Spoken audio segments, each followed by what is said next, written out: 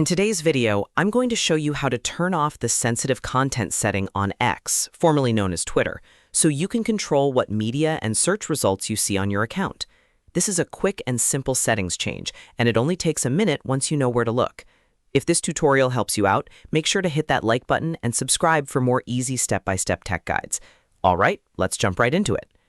First, open X on your device and make sure you're logged into the account where you want to change the setting. Once you're on the home screen, look for the More option. On desktop, this is usually in the left-hand menu. Click More to open the full menu list, then select Settings and Privacy. This is where X keeps all of your account, privacy, and content preferences. Inside Settings and Privacy, find and click Privacy and Safety. This section controls what kind of content you can see and how X handles your activity. After that, click Content You See. Here you'll find the option for sensitive media. To turn off the restriction, check the box that says Display Media that may contain sensitive content. Once this is enabled, X will allow more media to appear in your feed and posts without hiding it by default. Now there's one more important step. Go back and click Search Settings. This section controls what shows up when you search on X.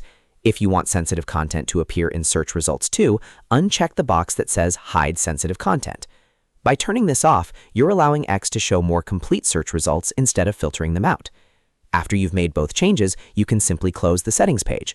In most cases, the changes take effect right away, but if you don't see them immediately, refresh your page or reopen the app. That should update your content preferences.